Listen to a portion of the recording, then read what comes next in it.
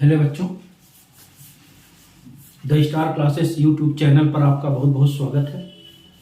देखिए, आज हम एक इम्पॉर्टेंट लेसन या पाठ कह लीजिए आप पर चर्चा करने जा रहे हैं, जो वैद्युत धारा और ओम का नियम। आप जानते हैं कि बोर्ड एग्जामिनेशन की दृष्टि से बोर्ड परीक्षा में इससे 7 नंबर के क्वेश्चन 7 मार्क्स से क्वेश्चन पूछे जाएंगे आपसे, और इसी के बारे में आज हम चर्चा करने जा रहे हैं। देखिए, आप लोग कुछ चीज केमिस्ट्री में पढ़े हैं कि चालक क्या होता है, अचालक क्या होता है। चालक वो पदार्थ होते हैं जिनमें कुछ मुक्त इलेक्ट्रॉन पाए जाते हैं, जिनके वाह्यतम कोश में कुछ अयुग्मित इलेक्ट्रॉन होते हैं, जो चालन के लिए उत्तरदायी होते हैं। उन्हीं की रिस्पॉन्सिबिलिटी होती है कि वो चालन की क्रिया कराएं। लेकिन आप ये भी पढ़े हैं कि मुक्त इलेक्ट्रॉन चालक के अंदर हमेशा गति करते रहते हैं। अगर ये चालक है तो इसके अंदर जो मुक्त इलेक्ट्रॉन है हमेशा गति करते रहते हैं। इनके गति का कोई नियम नहीं होता बेटा, ये अनियमित गति करते हैं। इसलिए इसमें धारा का मान, जो वैद्युत धारा पढ़ते हैं, शून्य होता है, कोई धारा प्रवाह नहीं होता है। लेकिन जब हम इस चालक के बीच एक वैद्युत स्रोत लगा देते हैं, जैसे सेल लगा दीजिए, बैटरी लगा दीजिए, भाई विद्युत धारा में तो ही लगेगा डीसी सर्किट में। अब जैसे अगर आपने इसके नीचे लगा दिया,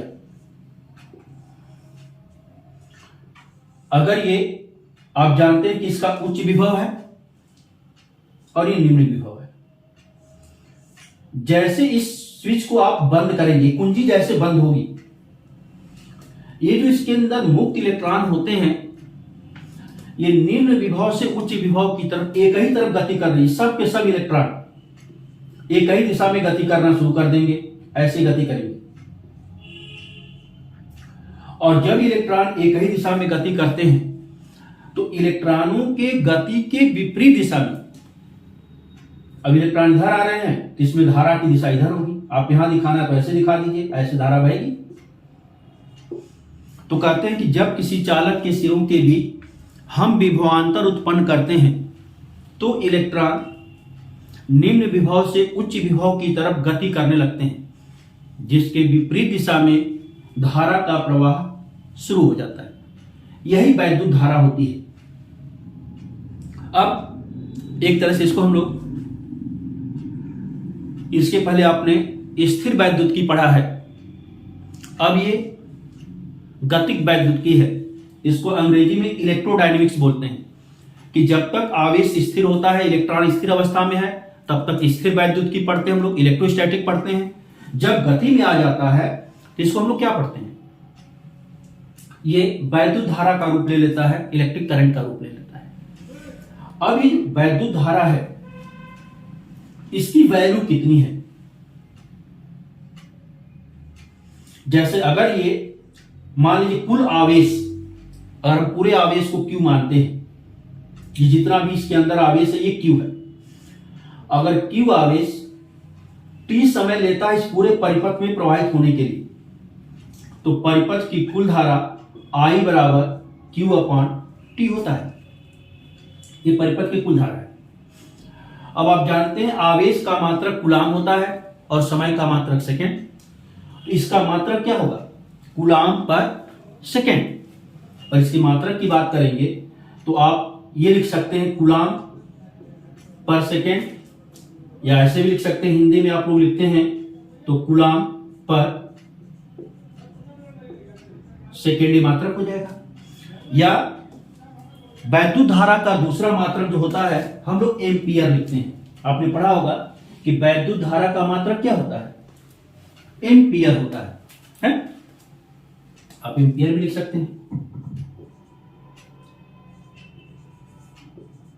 ये एम्पियर हो गया। तो यही आपका है आवेश, इसका मात्रक, धारा और धारा का मात्रक। अब ये धारा होती है, मुख्य रूप से दो प्रकार का हम लोग मानते हैं। एक होती है तात्कालिक धारा और एक होती है औसत धारा। अब तात्कालिक धारा क्या होती है और औसत धारा क्या होती है, आप देखिए यहां। हमेशा बेटा जब भी आप कोई चीज सीखना चाहते हैं, पढ़ना चाहते हैं, तो उस पर एक चीज ध्यान दीजिए कि जो इनके टर्म यूज हो रहे हैं उनके बारे में आप कितना जानते हैं। अगर टर्म सही आप जानते रहेंगे कहीं दिक्कत नहीं आएगी। टर्म में जब भी आपको समस्या होगी ये दिक्कत बढ़ेगी। अब देखिए जो धारा है ये दो प्रकार की होती है। एक को हम लोग कहते हैं तात्कालिक, इंस्टैंटेनियस।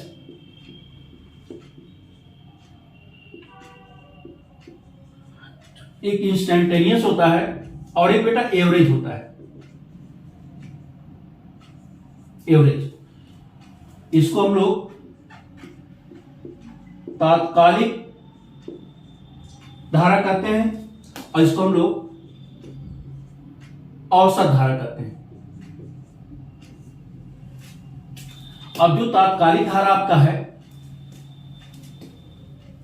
देखिए I instantaneous equal to dq upon dt लिखते हैं। और जो औसत धारा होता है I इक्वल टू कुल आवेश बटे कुल समय, कुल प्रवाहित आवेश बटे कुल समय, टोटल टाइम। ये आपका हो गया। या I equal to Q by T हो गया। दूसरे शब्दों में कहीं कहीं स्पीड से लिखते हैं, आई ए भी लिख सकते हैं, चाहे आई बार लिख सकते हैं। औसत धारा को आई बार या आई ए भी लिखा जाता है। इसको लिखेंगे I D T upon D T. इसका समाकलन करते हैं। इन पर हम कुछ प्रश्न आपको कराएंगे इन सब पर। यही आपकी तात्कालिक धारा है और यही आपकी औसत धारा है। तो ये तो हमारे जो धारा आपने पढ़ा इसका यही दो रूप होता है, तात्कालिक धारा और औसत धारा। अब इन पर क्वेश्चन कैसे आते हैं ये आपको देखना है। जैसे कभी आपको दिया जाए, अक्सर देते हैं लोग कि किसी चालक से प्रवाहित आवेश की मात्रा, किसी चालक से प्रवाहित आवेश की मात्रा समय पर निर्भर करती है। जैसे देखिए हम इक्वेशन लिख रहे हैं, किसी चालक से प्रवाहित आवेश की मात्रा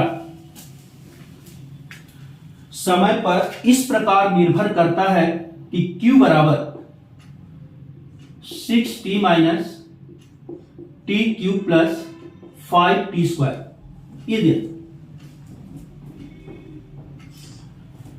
ये समीकरण दे दिया गया आपको। अब कहता है कि तात्कालिक धारा बताइए, find the magnitude of instantaneous current. तात्कालिक धारा का मान बताइए। अब देखिए अभी आपने पढ़ा था कि I बराबर होता है तात्कालिक धारा dq अपॉन dt। अब इसका आप अवकलन करेंगे। आप लोगों ने अवकलन पढ़ा है। देखिए अवकलन में जो रिलेशन यूज होता है d बाई डी एक्स। अगर x पावर n है तो जब इसका हम अवकलन करते हैं तो n x power n minus 1 लिखते हैं। पढ़ा आप लोगों ने? यही काम यहां करना है। अब देखिए यहां पर हो जाएगा 6, t का पावर 1 है तो आप इसको लिख सकते हैं 1 इंटू टी पावर 1 माइनस 1। यहां देखिए t का पावर 3 है, 3 t पावर 3 माइनस 1 कर दीजिए।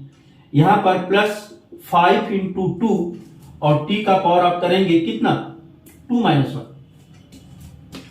यहां देखिए i का मान आपको मिलेगा 6। देखिए t पावर 1 माइनस 1 जीरो होगा और किसी भी संख्या का हो चाहे किसी भी लेटर का हो, किसी भी चीज का पावर अगर जीरो है तो उसका मान 1 होता है। यहां से मिलेगा आपको माइनस 3t स्क्वायर और यहां से मिलेगा आपको प्लस 10t।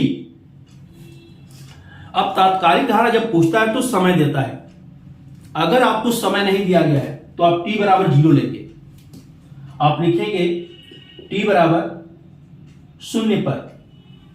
अगर समय दे दिया 1 सेकंड बाद तो t का मान 1 सेकंड लेंगे। 0.5 दे दिया तो 0.5 जो देगा बेटा वो टाइम यहां लेंगे आप। अगर प्रश्न में कहीं टाइम नहीं दिया गया है तो आप सीधे t बराबर 0 लेंगे। अब t बराबर 0 पर जो धारा आएगी I बराबर देख लीजिए 6। यहां भी t का मान 0 करेंगे 0 हो जाएगा, यहां भी t का मान 0 करेंगे 0 हो जाएगा। तो जो हमारी तात्कालिक धारा है वह 6 एम्पियर है। तो चालक से प्रवाहित तात्कालिक धारा 6 एम्पियर है। अब जैसे मान लीजिए इसी क्वेश्चन में समय दे दिया जाए, जैसे इसमें समय नहीं दिया गया है लेकिन हम मानते हैं कि अगर आपको टाइम दे दिया जाए, जैसे कह दिया जाए t इक्वल टू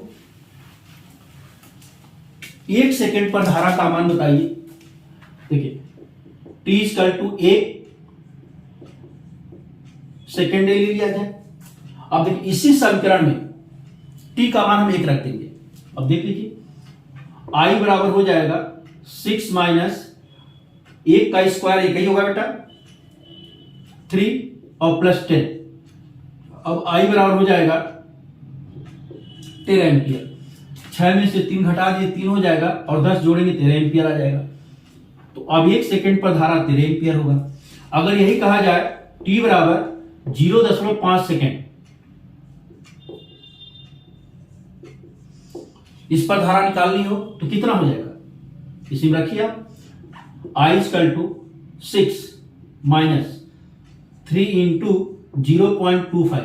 0.5 का स्क्वायर करेंगे 0.5 का वर्ग करेंगे 0.25 होगा और प्लस 5 हो जाएगा। 10 में 0.5 से गुणा करेंगे तो 5 हो जाएगा। ये कितना हो जाएगा I बराबर 6 5 11 माइनस 0.75। इसको माइनस कर दीजिएगा तो वैल्यू आपकी हो जाएगी 10.25 एम्पियर। अब धारा का मान हो जाएगा। तो तात्कालिक धारा जब भी पूछेगा आपसे आप उसका अवकलन करिए। हमेशा आवेश का समीकरण दिया रहेगा, अवकलन कर दीजिए। अवकलन करने के बाद अगर समय नहीं दिया गया है तो t बराबर 0 लेंगे आप, और समय दिया गया है तो जो दिया गया वो रख दीजिए, आपको तात्कालिक धारा आ जाएगी। तो ये तो तात्कालिक धारा का मान है। अब औसत धारा की बात अगर करते हैं या एक आध क्वेश्चन और आप इस पर देख लीजिए। जैसे अगर हम कहते हैं कि अगर किसी चालक से प्रवाहित आवेश की मात्रा समय पर निर्भर करती है, जैसे दे दिया गया बेटा आपको Q बराबर t cube minus 10t square plus 8t। ये समय पर इस प्रकार निर्भर करता है। तो आप कहते हैं तात्कालिक धारा बताइए और समय आपको दे दिया गया t बराबर 0 second, 0.5 second, 1 second and 2 second. इन सारे समय पर आपको तात्कालिक धारा का मान बताना है। पहला काम क्या करते हैं हम लोग, आपने पढ़ा है कि I इक्वल टू होता है dq अपॉन dt। सबसे पहले इसका अवकलन कर दीजिए, क्या मिलेगा आपको। देखिए अभी हमने पीछे बताया था ये 3t स्क्वायर आप डायरेक्ट लिखिए, यहां हो जाएगा माइनस 20t प्लस 8, मतलब धारा हमारी ये हो गई। अब पहला समय आपने कहा t इक्वल टू 0 अगर लेना है तो देखिए I बराबर बेटा ये भी 0 हो जाएगा, ये भी 0 हो जाएगा, तो क्या मिलेगा आपको 8 एम्पियर, 8 एम्पियर की धारा होगी। अब t बराबर अगर 0.5 सेकेंड की बात करेंगे आप, तो जैसे हमने यहां लिखा है t इक्वल टू 0.5 सेकेंड। देखिए अब यही 0.5 यहां रखिए। I इक्वल टू क्या मिलेगा 3 इंटू 0.25 माइनस यहां 5 से मल्टीप्लाई करेंगे 10 हो जाएगा और प्लस 8, इसका मल्टीप्लाई करेंगे आप I equal to minus 10 plus 8.75 ये वैल्यू हो जाएगी। अब इसे माइनस कर दीजिए। अब धारा का मतलब माइनस आने का क्या मतलब है, इसका डायरेक्शन, इसकी दिशा क्या होगी, बदल जाएगी। दूसरा, जैसे आपसे कहा गया t इक्वल टू 1 सेकेंड। अब 1 सेकेंड पर निकालेंगे, वैल्यू रख दीजिए। i equal to 3 minus 20 plus 8 हो जाएगा। अब 8 और 3, 8 और 3 11 होगा, ये -9 आ जाएगा। फिर 2 सेकेंड पर निकाल लीजिए। तो इसी तरह से हम लोग तात्कालिक धारा का मान निकालते हैं। तो इस तरह से और भी क्वेश्चन है, आप करिए, जहां दिक्कत होगी उस पर डिस्कस किया जाएगा। इसके बाद तात्कालिक धारा के बाद जो होता है, आता है नंबर औसत धारा का। तो पहले आप लोग इसको प्रयास कर लीजिए, इसके बाद अगले वीडियो में हम औसत धारा पर चर्चा करेंगे, और उसके बाद फिर वैद्युत प्रतिरोध क्या है, ओम का नियम क्या है, वैद्युत चालकता क्या है, विशिष्ट प्रतिरोध क्या है, विशिष्ट चालकता क्या है? इन सब चीजों पर चर्चा, और उनके कैसे क्वेश्चन बनते हैं, इस पर हम लोग बात करेंगे। धन्यवाद।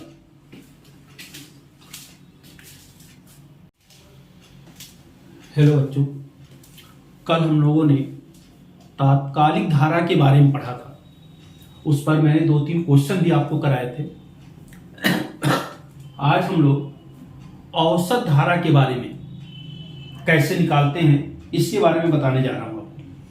देखिए, आप जैसे आपको कोई क्वेश्चन देता है कि यदि किसी चालक से प्रवाहित आवेश की मात्रा 50 माइक्रोकूलाम है तथा प्रवाहित होने में लिया गया समय 10 सेकेंड है, तो चालक से प्रवाहित औसत धारा का मान बताइए। तो अब देखें आप, औसत धारा बराबर होता है, हमने बताया था इसको आई बार से या आई ए भी लिखते हैं, कुल आवेश बटे कुल समय। तो कुल आवेश यहां बेटा 50 माइक्रोकूलाम है, आप इसको कूलाम में बदलेंगे तो हो जाएगा 50 × 10 की घात -6 कूलाम। लिया गया समय आपका है 10 सेकेंड, डिवाइड कर दीजिएगा। आई बराबर हो जाएगा आपका 5 × 10 की घात -6 एम्पियर। अब अगर ऐसे आप लिखना चाहते हैं तो ठीक है, नहीं तो इसको हम लिख सकते हैं आई बराबर 5 माइक्रो एम्पियर भी लिख सकते हैं आप इसको। ये इसके धारा का मान होगा, यह औसत धारा होगी। तो इस तरह से निकालने में तो दिक्कत नहीं होती है, लेकिन जब आपको समीकरण देता है तब निकालने में दिक्कत होती है। जैसे देखिए आप, अगर हम कहते हैं कि ये क्लियर हो गया। अब जैसे नेक्स्ट क्वेश्चन की बात की जाए, देखते हैं किसी चालक से प्रवाहित धारा, किसी चालक से प्रवाहित धारा समय पर इस प्रकार निर्भर करती है कि I बराबर 3t² - 4t + 5। तो समय t बराबर 0 से t बराबर 2 सेकेंड, 0 से t बराबर 2 सेकेंड के मध्य औसत धारा का मान ज्ञात कीजिए। अब जब इस तरह की कंडीशन आ जाएगी, ऐसी स्थिति आपको दे दी जाए, तो मैंने बताया था आपको कि औसत धारा बराबर होता है I dt। देखिए, जब इसको आप इसका समाकलन कर देंगे तो कुल आवेश आ जाएगा, और बटे कुल समय निकालना है तो समय को भी समाकलित कर दीजिए। लिमिट कितनी होगी, देखिए t बराबर 0 से t बराबर 2 दिया गया है, यहां t बराबर 0 कर दीजिएगा, यहां 2 कर दीजिएगा, ये 0 से 2 कर दीजिए। अब यहां पर बेटा यही I का मान हम रखते हैं, जो I का मान दिया गया है, और इसके बाद इसका समाकलन करते हैं। तो आप आगे लिख सकते हैं समाकलन 0 से 2, 3t² - 40 प्लस 5 dt अपॉन इसका समाकलन करेंगे तो t हो जाएगा और लिमिट 0 से 2 हो जाएगा। क्लियर हुआ? अब एक बार और लिख लीजिएगा, आई बार इक्वल टू क्या हो जाएगा, देखें यहां 3t² है, इसका समाकलन करेंगे आप तो 3t³ और लिमिट 0 से 2 माइनस 4 t का समाकलन करेंगे तो t²/2 0 से 2 और प्लस 5 t 0 से 2 होगा और नीचे upper limit minus lower limit करेंगे 2 - 0 हो जाएगा। क्लियर हुआ? अब देखिए इसी को अगर हम यहां कर दें आई ए भी इक्वल टू, चाहे आई बार इक्वल टू जो भी आपने लिखा है लिखिएगा, आई बार इक्वल टू आपका हो जाएगा, देखिए ये 3 से 3 कैंसिल हो जाएगा और 2 का क्यूब करेंगे बेटा तो 8 हो जाएगा, 8 - 0 माइनस 4/2, 2 का स्क्वायर करेंगे 4 - 0 प्लस 5 2 - 0 अपॉन 2 हो जाएगा। अब देखिए आई बार इक्वल टू आपको क्या मिलेगा, ये 3 3 कैंसिल हो गया, ये 2 से 2 हो गया, यहां से क्या मिलेगा आपको 8 माइनस 4 2 जा 8 प्लस 5 2 जा 10 डिवाइडेड बाई 2, ये प्लस 8 माइनस 8 कैंसिल हो जाएगा आपका, तो आई बार बराबर आपको मिलेगा 10/2 या आई बार बराबर हो जाएगा 5 एम्पियर।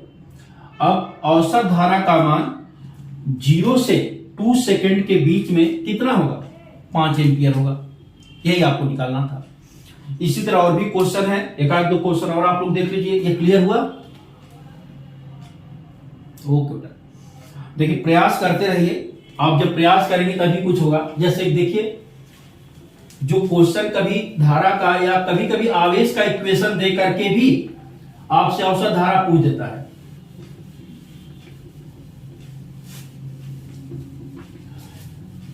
देखें आप, जैसे दिया गया है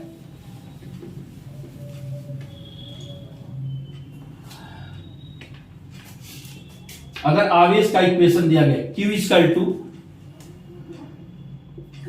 40² माइनस 6t³ प्लस 10t - 4, तो आपसे कहते हैं कि समय t = 1 सेकेंड से t = 3 सेकेंड के मध्य प्रवाहित औसत धारा का मान बताइए। तो एक तो तरीका है कि इसका एक बार आप अवकलन करके धारा निकाल लीजिए। देखिए I बराबर होता है dq/dt,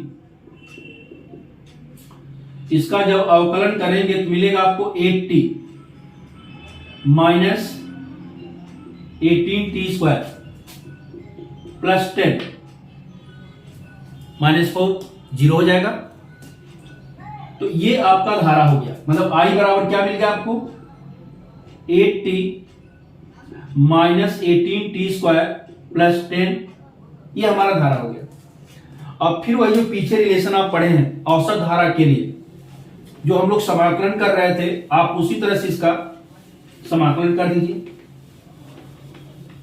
तो आप लिखेंगे अतः t = 1 से 3 सेकेंड के मध्य औसत धारा, ऐसे भी लिख सकते हैं या कुछ मत लिखिए, सीधे आप सिंबॉलिक भाषा में लिख दीजिएगा। I बार = देखें I dt/dt, लिमिट दिखाना है तो 1 से 3 सेकेंड कहा गया है, तो यहां 1 से 3 दिखा दीजिएगा। अब यही I का मान रख करके हमको समाकलन करना होता है। देखिए आप, ये हो जाएगा बेटा 8t माइनस 18t² प्लस 10 1 से 3 सेकेंड dt और नीचे इसका समाकलन करेंगे तो t हो जाएगा और लिमिट होगा 1 से 3। अब देखिए i बार इक्वल टू हो जाएगा, यहाँ 8 है, 8 कांस्टेंट है, t का समाकलन करेंगे तो t स्क्वायर अपॉन 2 हो जाएगा। तो आप लिख लीजिएगा 8 t स्क्वायर अपॉन 2 और लिमिट हो जाएगा 1 से 3 माइनस 18, यहाँ t स्क्वायर है, इसका समाकलन क्या होगा t पावर 3 अपॉन 3 और लिमिट हो जाएगा 1 से 3। यहाँ 10 है और dt 1 से 3 होगा और नीचे जब लिमिट रखेंगे तो 3 माइनस 1 हो जाएगा। क्लियर हुआ? अब इधर आप देख लीजिए,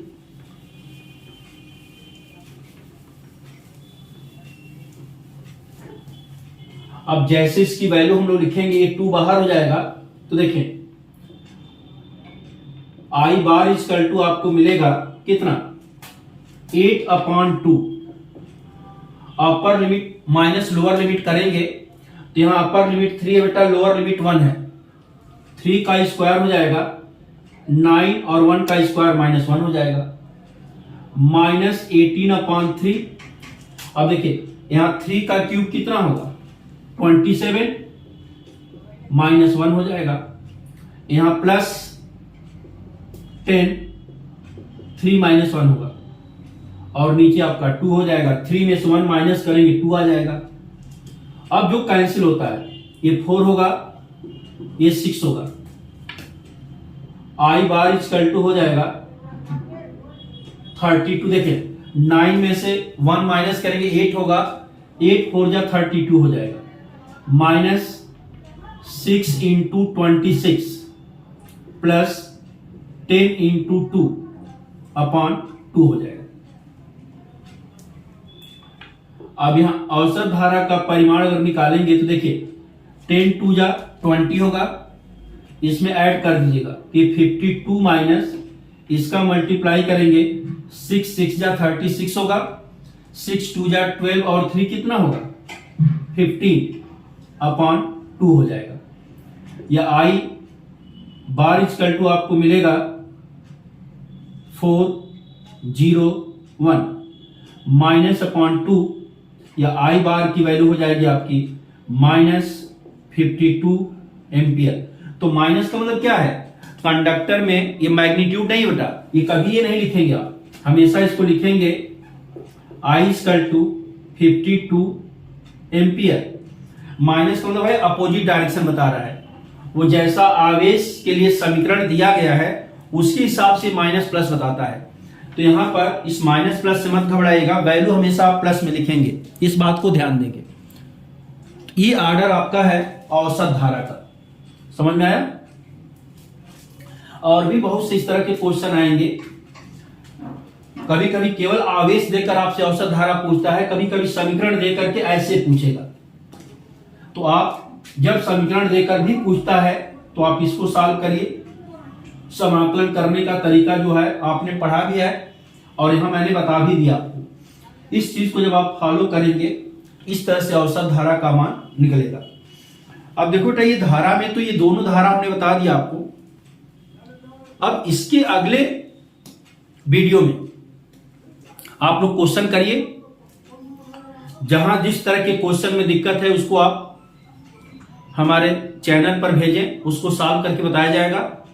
दूसरा चीज, इसके बाद जैसे आपने पढ़ा चालक के गुण क्या होते हैं, जिसमें हम लोग वैद्युत प्रतिरोध की बात करते हैं, वैद्युत चालकता की बात करते हैं, विशिष्ट प्रतिरोध की बात करते हैं, विशिष्ट चालकता की बात करते हैं, इन सब का नाम हम लेते हैं। तो अब इसके बाद जो होगा हम लोग उसी पर चर्चा करेंगे। तो नेक्स्ट वीडियो जो मेरा आएगा मैं उस पर केवल आपको अगर चालक का प्रतिरोध है तो किन किन बातों पर निर्भर करता है, डिफरेंट शेप के लिए निकालना है, अलग अलग आकृतियों के लिए कैसे निकालेंगे आप, अगर क्षेत्रफल बदल रहा है तो कैसे निकालेंगे, लंबाई बदल रहा है तो कैसे निकालेंगे, इन सारी चीजों पर हम चर्चा करेंगे। तो इसका अगला वीडियो जो होगा वही वैद्युत प्रतिरोध पर मैं बनाऊंगा बेटा, इसलिए आप लोग इसको सीरियस देखिए, कमेंट जरूर करिए और क्वेश्चन आप करने के बाद जरूर से जरूर भेजिए। धन्यवाद।